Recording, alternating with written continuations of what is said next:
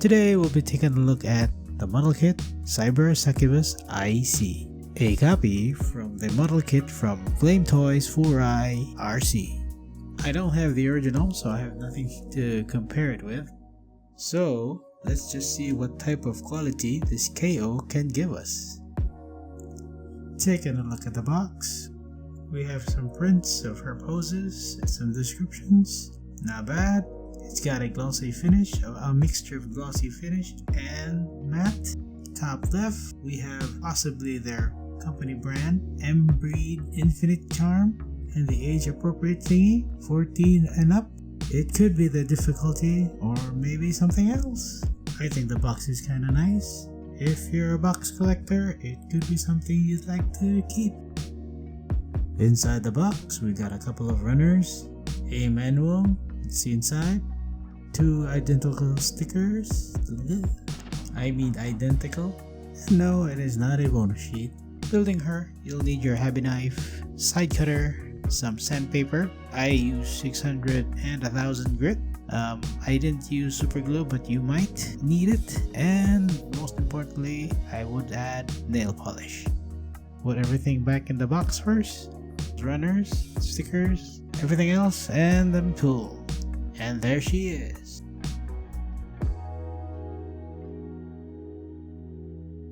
So here you have her, Succubus Aicy. The instructions of building this figure wasn't that hard, it was simple, but we have to do some sanding, a lot of sanding, some on the joints, pegs, and if there are parts that are too loose, you'll have to add nail polish to them. There are parts that you might want to apply super glue to, but if you plan to take them apart later, then I suggest you use nail polish. I decided to panel line her to make those details pop. For a KO, I do believe the details are retained. I think it looks good. I don't see anything wrong with it. The finish of the plastic is glossy, which kinda helps to bring out those curviness. Nice. But in some cases, it does look a bit cheap. Moving on, the plastic color separation of this figure is very good. I mean, just look at that. Her eyes and ears are made out of blue plastic, clear blue plastic I mean, and has been painted silver at the back to give it a little soul. I mean, you know, when you look at it, it has reflective light. She's also got some painted parts, her eyelashes and her lips, as well as the top of her wing. It's white, and that white part on her hip. The tires are made out of rubber. They can roll, but only the rubber part. I did find a defect on the kit. It's on that left part of the wing. The good thing is it's not very noticeable when you put those things together. Going back at the build, I've noticed that I rarely see some nub marks. I think most of these have been undergated, whether that was in the original or not. That's a big plus for this KO.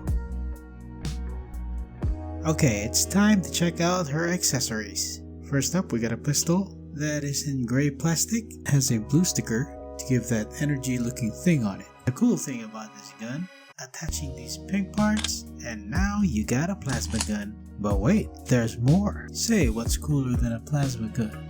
A plasma blade. Okay, without modifying or shaving anything on this gun, you'll have to force it in and you'll have this big wide open gap when you attach the blade. This time, let's turn this gun into a rifle. And I'm happy to say that this rifle is sturdy, it doesn't break or fall apart easily. And for this rifle's final upgrade, you can give it a bayonet. Now she also comes with a visor. Originally, the visor doesn't look this small, but due to my eagerness to shave it, I kinda overdid it. She also comes with an extra pair of gun holding hands.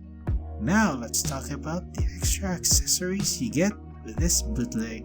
First up, you get an additional pistol with those plasma gun upgrades. And this is why you get that additional sticker sheet. Having these two guns is pretty cool. Now you can do your double wielding gun poses. And after that, there is an upgrade for the rifle. To attach it, just do it the way you would the bayonet.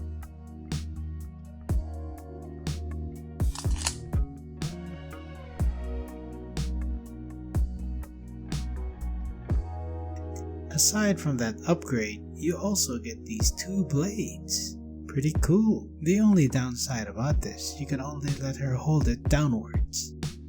And for the final accessory, that backpack that holds her wings but now has a peg to hold her rifle. There is an issue with this though. The peg for their left wing is super loose. It will need some modification for it to hold the wing properly. And there you have it. These are the parts that you don't get from the original. This kit was priced around $14 on my local shopping store. I think that's a pretty affordable offer. Moving on to the articulation. This will also be a durability test if it holds together or falls apart. The head and neck joints are pretty solid. They won't pop off. For the shoulders and butterfly joints, they're pretty okay. One important note when building her on her shoulder armor, you have to cut those extra pegs that attaches to the shoulder joint. Otherwise, you won't be able to raise her arms fully. Now for the bicep swivel is a different story. There are times that it pops off. Oops, don't mind that. Elbows are solid, it's pretty tight. These wrists don't pop off as well. And also the up and down for the wrist. It's solid. Happy to say that the torso is pretty solid, nothing pops off, nothing falls off. The ball joint on the hips are pretty sturdy, no problem with that. The legs articulation are pretty solid as well. But there is one issue for me. There's a part on her right shin that keeps popping off, but just add a little bit of nail polish or super glue. It should fix that problem. The feet and toe articulation is solid, that's pretty good. As well as her butt cheeks. For the biggest issue on this, it's actually that backpack thing that attaches the thing that connects from the back to her wing thingies, if we can call it that. Keeps popping off. Trust me, it's very frustrating, but I did add some nail polish. It's a temporary adhesive. I wouldn't advise using super glue since you might want to remove it for posing purposes or swapping out with that other backpack.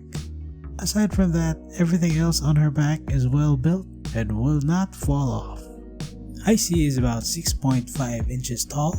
Size comparisons: Trumpeter Bumblebee model kit, RID Transformers Prime Arcee, Masterpiece Soundwave, a Master Grade RX-78 Gundam, and Yellow Park's Optimus Prime model kit from the Bumblebee movie. So, what can I say about this bootleg model kit? For assembling, it's not the smoothest experience you will get. So again, you will have some fitting issues, but you can fix those with a little effort. The details on this copy is good enough, and it comes with a lot of other accessories too, so that's a big plus. You get what you pay for. Also, where does she fit in your collection? Maybe in the Masterpiece line?